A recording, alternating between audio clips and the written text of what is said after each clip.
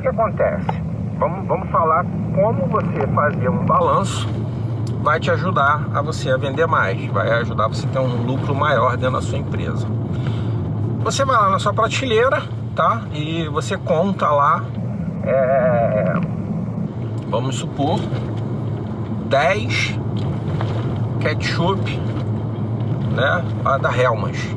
Você vai lá na prateleira, 10 ketchup da Hellmann's. E aí você nunca fez um balanço, tá? E aí você vai no seu estoque, que é o controle, né, lá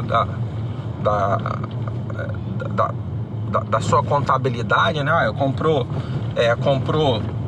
50, vendeu. E aí eu vou fazer um número redondo, tá? Para vocês entenderem, né? Você comprou 50 lá pelo sistema, vendeu 35, era para ter 15 na prateleira. Para onde foi esses 5 ketchup, né? Onde foi esses 5 molho de tomate?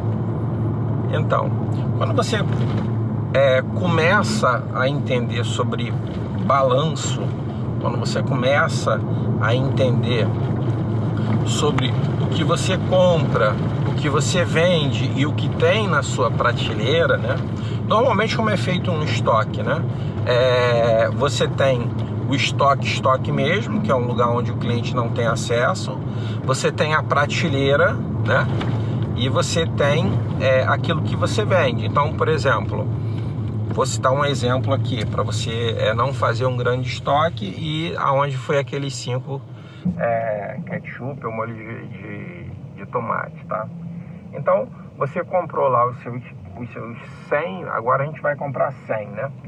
100, na tua prateleira dá para ficar 50, lá na sua gôndola dá para ficar 50, e 50 você fica guardado lá. Por que, Roberto, eu comprei 100? E aí eu vou falar sobre balanço, né? Por que isso é importante? Porque, por exemplo, o ideal é que você nunca tenha quebra. E se você, por exemplo, em 7 dias, né, você vende 100 e o seu fornecedor te entrega a cada 7 dias, você vai precisar botar 50 na prateleira, ter 50 no estoque e 50 sempre ali para poder ter aquela rotatividade. E aí o que acontece? Você está lá com a sua prateleira, você fez a contagem, não tem mais nada no estoque, e aí está faltando 5. Esses 5 pode ter acontecido muita coisa com eles. Por exemplo, na hora que você foi colocar lá no estoque, o camarada, na hora que foi passar lá o estilete para abrir a caixa, que ele quis expor na caixa, a caixa rasgou um deles, então foi uma perda, tá?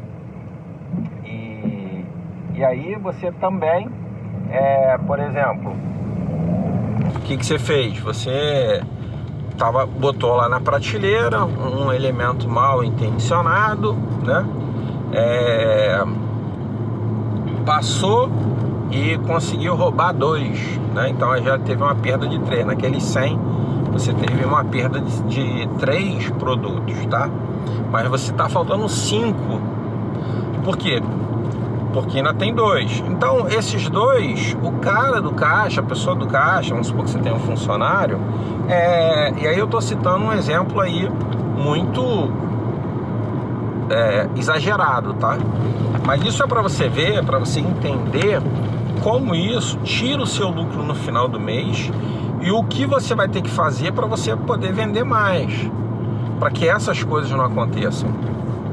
E aí o que eu tenho, aí faltou 2, aí esses 2, o cara lá do caixa deu mole e não passou no código de barra. Ele passou, mas não registrou, ele estava chateado da vida lá. E aí tudo isso, na verdade, se você comprou 100, né, e perdeu 5, você perdeu 5% de toda aquela mercadoria. E se você tem lucro, né, de 5% no final do seu mercado como um todo, então as suas perdas estão muito altas.